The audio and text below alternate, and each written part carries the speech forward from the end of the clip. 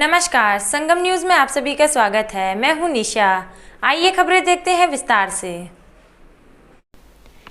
चाचा नेहरू के नाम से मशहूर देश के प्रथम प्रधानमंत्री पंडित जवाहरलाल नेहरू के जन्मदिन पर प्रयागराज शहर के बच्चों ने विद्यालय में चाचा नेहरू के जन्मदिन का केक काटकर पूरे उत्साह के साथ उनका जन्मदिन मनाया।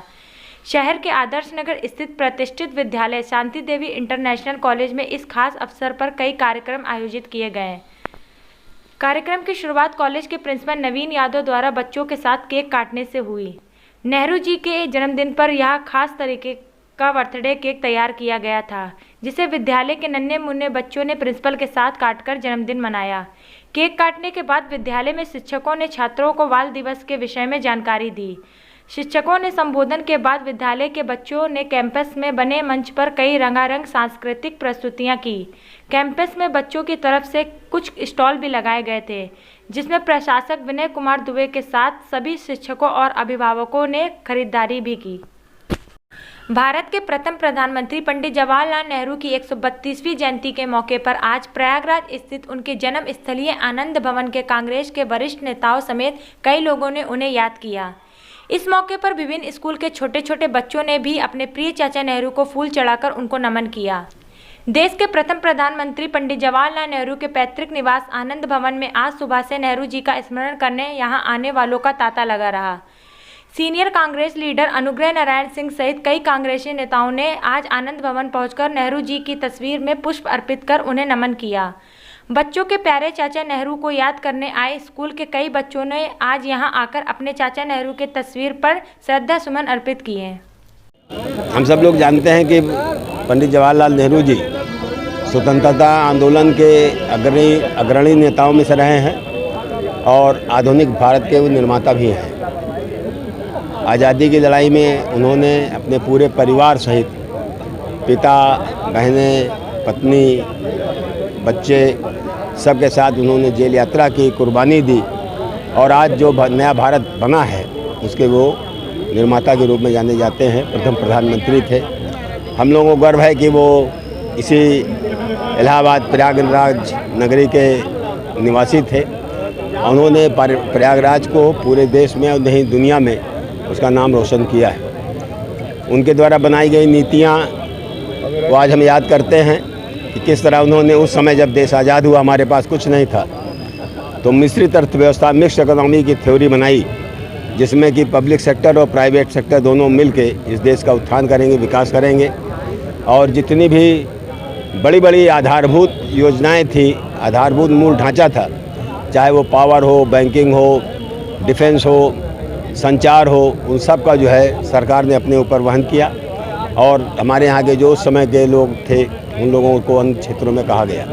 लेकिन आज अगर हम समीक्षा करें, देश को उन्होंने परमाणु शक्ति संपन्न देश बनाने की आधारशिला रखी, विज्ञान में उन्नत किया, शिक्षा में उन्नत किया, लेकिन आज सबको धराशायी किया जा रहा है। और जो प्राइवेट सेक्टर हमारे इस देश के रीढ़ थे, आधारशिला थी, नींव थी, जो हमने तमाम महंगाई के विश्व के महंगाई के दौर में भी हम खड़े रहे, आज उसको धराशायी करके ये मोदी जी की सरकार वित्त, बीमा, संचार, रक्षा, सारे विषयों को, यहाँ तक कि सड़क परिवहन को भी पूंजीपतियों को सौंप रही है। स्पेशल ऑपरेशन ग्रुप के द्वारा आज प्रयागराज के 2 विभिन्न स्थानों पर शातिर अपराधियों की मुठभेड़ में घायल कर गिरफ्तार किया गया। पहली घटना थरवई थाना क्षेत्र की है, जहां इलाके के शातिर अपराधी और गुमंतु जाति के बलीराम खरबार उर्फ बल्ली निवासी डेहरी बिहार के मुखबिर की सूचना के आधार पर चेकिंग के दौरान थरवई थाना क्षेत्र के फाफामाऊ साहसो मार्ग पर रोकने का प्रयास किया गया, लेकिन उपरोक्त अपराधी ने पुलिस टीम पर फायरिंग कर दी। आत्मरक्षा में पुलिस भागते हुए अपराधी पर गोली चलाई और यह गोली उसके पैर में लगी। उपरोक्त के खिलाफ थाना क्षेत्रों में कई मामलों में बल्ली और उसके गैंग की तलाश है। एक बदमाश को सूचना मिली कि ये रोड पकड़ करके जा रहा है, बिहार की तरफ कोई साधन पकड़ के जाएगा। इस पर एसओजी प्रभारी श्री मनोज कुमार सिंह और थाना अध्यक्ष थरवई श्री योगेश प्रताप सिंह ने रोड पर चेकिंग करना शुरू कर दिया। विधूड़ा गांव के पास बदमाश ने चेकिंग को देख करके जो गाड़ियों को रोकवा कर जाने की कोशिश कर रहा था, वो पुलिस पर जान मारने के लिए से फायर करके भागने का प्रयास करने लगा। इस पर जवाबी कार्यवाही करते हुए पुलिस ने भी फायर किया, जिससे उसके पैर में गोली लगी, वो घायल हो गया। उसको तत्काल अस्पताल भिजवाया गया। उसके कब्जे से 2 खोखा कारतूस और 2 जिंदा कारतूस बरामद हुआ। एक जो जिंदा कारतूस है वो कट्टे की नाल में, जो उसकी बॉडी है उसका चेम्बर, उसमें बरामद हुआ। ये शातिर किस्म का अपराधी है। इसका नाम बलराम उर्फ बल्ली है, जो डेहरी बिहार का रहने वाला है। ये थाना सोराव के 2 जघन्य अपराधों में और थाना सराय नायत के 396 के मुकदमे में वांछित चल रहा है। वहीं दूसरी ओर दूसरा मामला मांडा थाना क्षेत्र का है, जहां पर घुमंतू जाति के 2 लोग, जिन्होंने अभी कुछ महीने पूर्व मांडा थाना क्षेत्र के अंतर्गत तिहरे हत्याकांड में वंचित थे, जिन्होंने मुठभेड़ में घायल कर दिया। उपरोक्त अपराधी प्रदीप कुमार जोशी बिहार का रहने वाला है। घुमंतू जाति के लोगों के साथ खाली एवं दूरदराज स्थित मकानों में लूट एवं हत्या जैसे अपराध करते फिरते थे। पिछले वर्ष दिसंबर माह में हुए तिहरे हत्याकांड में अपनी उपस्थिति प्रदीप कुमार जोशी द्वारा स्वीकार की गई है। थानाध्यक्ष मांडा और हमारी जो एसओजी यमुना पार प्रभारी हैं, इनकी एक संयुक्त रूप से एक टीम उधर चेकिंग करने के लिए निकली थी।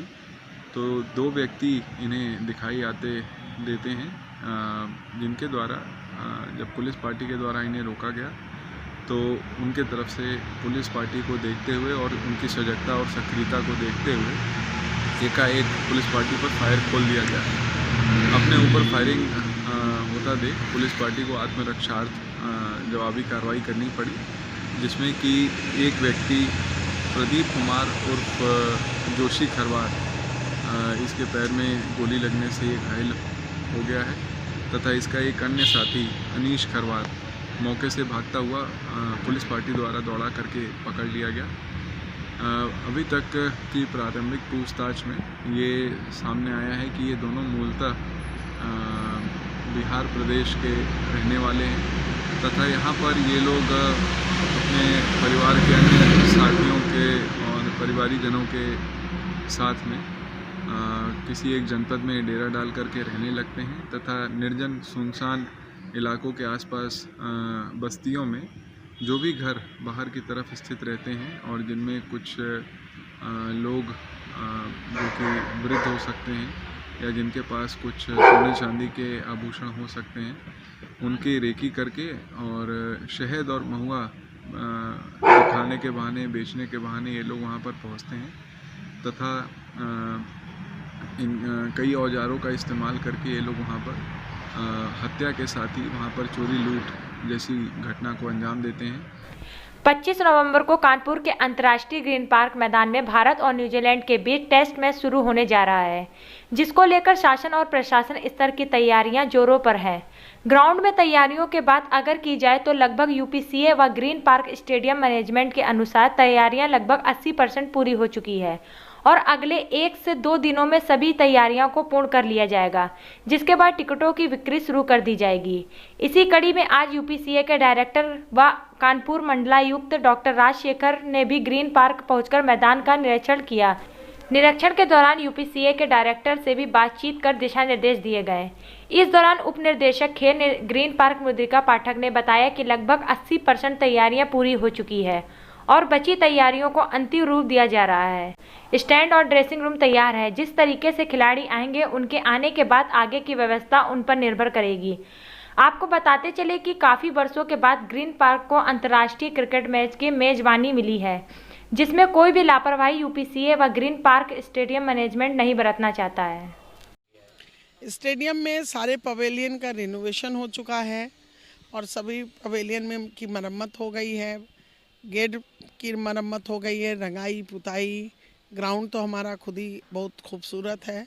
उसके अतिरिक्त हमारे सारे गेट्स, पुलिस सिक्योरिटी सारा हो गया है और समस्त कार्य में यूपीसीए पूरा अपनी पूरी टीम लगा के करवा रहा है और खिलाड़ियों को इस बार नया ग्रीन पार्क मिलेगा और आशा करेंगे कि अच्छा परफॉर्मेंस हो।